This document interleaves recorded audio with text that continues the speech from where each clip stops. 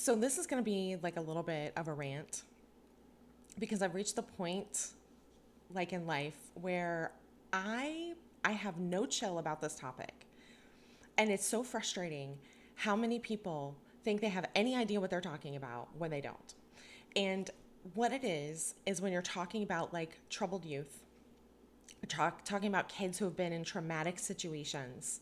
And I'm actually old enough to have seen how this conversation has shifted, like historically. Um, so back in the day, the attitude used to be the apple doesn't fall far from the tree.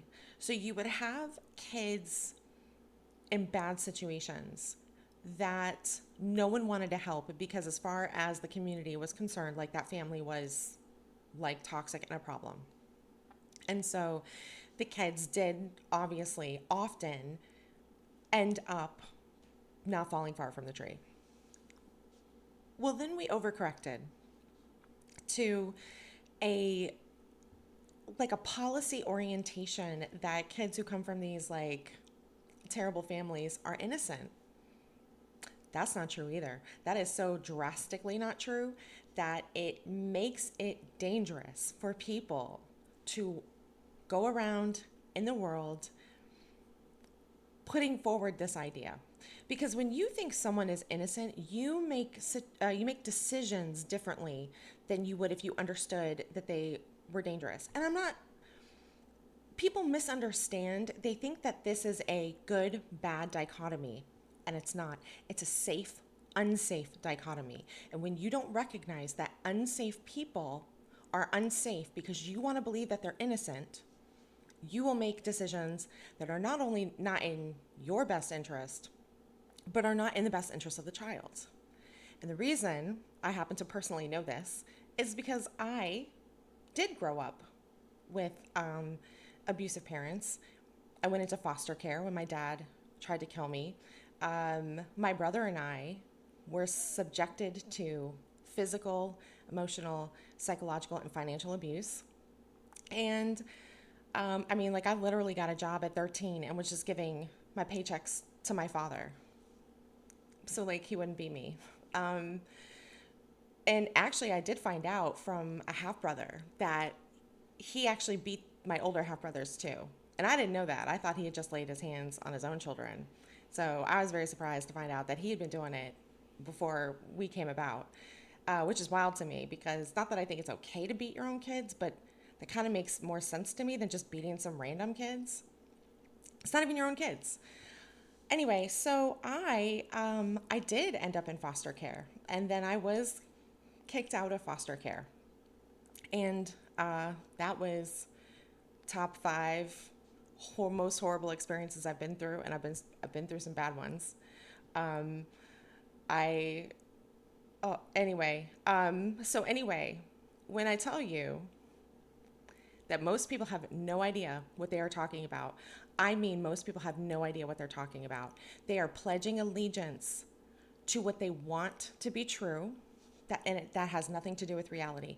And when you start making policy points from that position, or you start orienting your life around that being the truth, you open yourself up to some significant liability and you won't even be aware of it.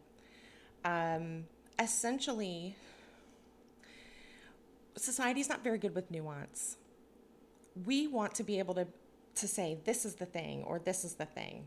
And so when the one thing doesn't turn out to be the thing, we go way to the opposite and we overcorrect. So we said, these children are going to be just like their bad parents. And the apple doesn't fall from the far from the tree. And so basically they're outcasts. And then we went all the way to these kids are innocent and should experience no consequences ever because what they did was a result of trauma. My friends, trauma as a get out of jail free card is such a disservice. Consequences are not an intrinsically a bad thing. People can learn as a result of the consequences they get. Your interaction with reality allows you to model reality and make decisions appropriately. You learn like, okay, this is going to work, this is not going to work. Um, and so if that feedback is interrupted from people who think they're doing you a favor. You don't learn the lessons that you need to learn to become a person who can make effective decisions.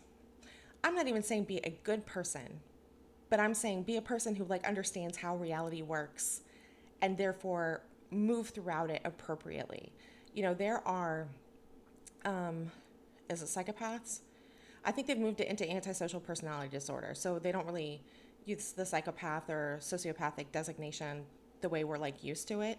But even people with antisocial personality disorder can learn, oh, okay, this is how reality works. If I choose A, I get B. Right? So they're not necessarily different, but they have an accurate understanding of how the world works. When you prevent someone from experiencing consequences for their actions because you have a heart for them and you think it's not fair that they went through what they went through and it's not their fault, and I don't want to punish them because it's not their fault that they're doing this thing that they're doing. You are setting yourself up for a situation where that person does not learn that what they're doing is not okay. They don't know that they're an unloaded gun and that they are not safe, or they don't know that they're a loaded gun and that they're not safe. The nuance of having trauma, having gone through something horrible, and also not being a safe person, most people can't like hold that together. And so they end up making decisions from like a good bad dichotomy. Well, if I give this person consequences, then I'm saying they're bad. And I don't want to say that because I don't believe it. And what I'm saying is, you're not saying they're bad. You're saying they need help to be a safe person. They need to understand that what they're doing is not okay.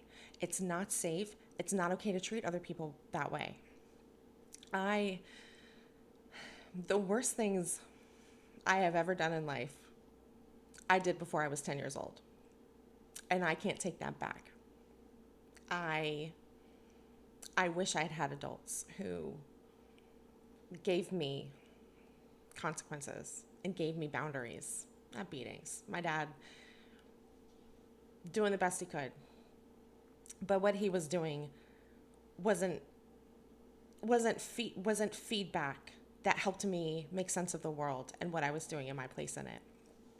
So when you're looking at someone and your heart is pricked and you want to have compassion toward them, you want to give them mercy, you want to have grace toward them, doing that at them when they haven't asked for it, they don't know they've done anything wrong, and they aren't understanding how horrible what they're doing, like how harmful it can be and impact other people. You're unintentionally setting up the cycle to continue. Really what we're getting at is, how do people change? How can someone stop being harmful and stop doing bad things and become a good person? And we want to essentialize it to a person or a system. And in my experience, that's not how it works. What you can do is you can give people opportunities to recognize that they've done something wrong. You can give them opportunities to recognize what reality really is. But you can't necessarily get in there and tell them. And I know victims of abuse know this because they've been telling the abuser days, months, weeks, years, decades that what they're doing is hurting them and it is harmful and it is not okay. And the abuser does not take that in. It does not become part of their interior perspective of the world. They have that Delulu firewall. It's alloplastic defenses that basically does not let it through because their ego identity can't tolerate reality. And so when someone can't tolerate reality, you make it so that that reality is going to be there. Abuse requires that people are not experiencing the consequences of their own actions, and that they're bending other people's beliefs about reality so that they can pretend that reality that they want, the false one, is real. And so educating that person, lecturing them, it That's you're not generally going to get a change there. I'm not saying it's never happened, but it's generally not. Um, what it could do is plant seeds that is then watered by consequences. And where people go wrong with this is they think consequences mean punishment, that they're automatically wrong, and that people shouldn't experience consequences, that you're breaking apart a family or that you're ruining somebody's life or whatever. And the thing is, we know what happens when people don't experience consequences, right? It's in the White House right now. Um, in that case, somebody who didn't hear the word no because they had money to bend reality, but reality will always come for you. The plot armor only lasts for so long, and it is a gift to learn early that what you're doing is not okay. Because at some point, if we're lucky, we have an experience in reality where we recognize that what we've been doing is wrong and that we need to be different and make different choices. And so, people say, like, oh, you don't want to shame somebody. And as a result of like that approach, they won't deal with people honestly. And it's not honest to not give troubled youth accurate feedback, not allowing them to experience consequences, not being honest with them about what they're doing because you're afraid you're going to hurt their feelings. I'll give you an example from some kids in my neighborhood. They were stealing from my son. And of course, my son was like, oh no, but they're my friends. And I'm like, buddy, they're not great friends if they're stealing from you. Anyway, they came to the house and I said to them, I said, oh, hey guys, it's great to see you. You can't come in. And they were like, wait, what? And I was like, well, you've stolen stuff from my son. So obviously I can't let you in here. I'm not going to give you the opportunity to steal more from him. I was like, but if you decide to bring his things back, we can talk about it. And they did. They brought back, the toys, the Pokemon cards, the um, some of the money. I think they were kind of young at that point, so they brought it back, and I said, thank you so much for bringing back the things. I'm willing to give you another chance. But let me know if you're feeling tempted to take something from him again, and we can work with that. You know, talking it through, being honest, giving them options, but being firm and still having boundaries. So of course, I was on Reddit, and it's this whole thing. This lady is talking about how she took in this girl who'd had like a hard childhood, and the girl was like stealing from her, but she never brought it up for many years. I'm like, did she ever apologize? And of course, the comments are like, wow, she's troubled. She can't help it, blah, blah, blah. And it's like, no, no, this is wrong. All y'all are wrong. And what really aggravates me is they act as if they're in a morally superior position, that anyone who doesn't have their opinion about this kind of situation is a bad person. And of course, I never come out with, hey, I'm a foster kid. This is what I've been through. I know what I'm talking about. But as soon as they pull that, I 100% will say, this is my experience. I'm not speaking from nowhere. I've also had the very interesting experience of attending a lot of AA meetings when I was a kid. My dad, he was in Alcoholics Anonymous, and you have to go a bunch, especially early on. And plus, it was a social circle, so he couldn't afford he couldn't afford daycare. And I used to actually babysit my brother when we were little, and I think I was like at 6. We weren't making our best choices back then, I guess. Anyway, so we did end up going to his meetings quite a lot. And so I've been to many, I would say hundreds over that early part of my childhood. Hundreds of meetings where we're like sitting in the back and we're doing crayons. And I wasn't intentionally listening, but you absorb as you're there kind of the tenor of what's going on and how people are talking about things. And as a result of that, I really internalized step four. And I'm not saying I recommend AA to anybody, not touching that with a 10-foot pole. But what I am saying is step four is to take a fearless and searching moral inventory. And there's a reason why that's so key and such a part of the process. Someone has to get to a point internally where they are being honest with themselves, where they are accurately understanding what they're doing and recognizing that it's wrong or harmful, unhealthy, unsafe. And that creates and builds self awareness. You know, I would get these little thoughts like that were kind of, the like, don't do that thought. So you have the classic, angel on one shoulder, devil on the other. And I noticed there'd be like these thoughts that I would have. That would be like, hey, girl, you're going to wish you didn't do that, or whatever it was. And if I caught the thought, I could go, oh, okay, and then make a decision. And then the healthier I got, the more I was able to, the more those thoughts felt closer to my own thoughts, where those felt like intrinsically my own thoughts.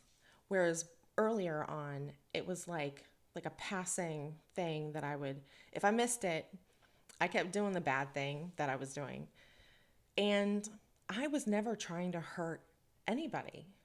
I was in a very bad situation and I didn't have the skills to navigate it. And I was lucky to have some very wonderful adults who were trying to help me. My foster parents were two of those adults. And the older I get, the more I recognize that some of the things that they did that hurt at the time were actually what I needed to stop and take a look at myself. And then, of course, there's that interior process that happens where you realize, oh, I also see this conversation quite a lot around specific mental health disorders. We went from demonizing people with them. Again, I'm old enough to remember. We went from demonizing people with them to trying to stop the stigma. And what we did is the same process. It's we are honest with people about what this means in terms of being a safe person. So I know, like, whenever I talk about those particular disorders, I always say treated and untreated, right? Because it doesn't have to be a life sentence. You can choose to be a safe, healthy person. But it's extremely difficult to choose that when no one's letting you know that you're not being safe and you're not being healthy. So anyway, there's like a whole lot more I could get into that, but I just want to say, if you're a victim of abuse in a relationship with someone who's telling you about all the trauma they've been through, and that's why you should give them a pass. They've already shown that they don't recognize the problem. That person wants you to give them mercy and they're not asking for it. They want you to give them grace, but they're not asking for it. They're saying they're entitled to it. And that's different. When you know that you messed up, you've done something wrong, and then you ask for those things, you ask for them because you want to make it right and to never do those things again and to treat that person in a way that you intend to treat them, even if you're compromised in doing that because of your mental health situation or your background.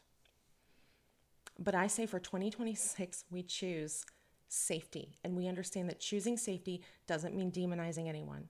And choosing safety means recognizing reality for what it is and understanding that doing so is actually providing guardrails for people who are doing harm, even if they don't intend to. Anyway, I hope this makes sense, and I'll talk to you next time.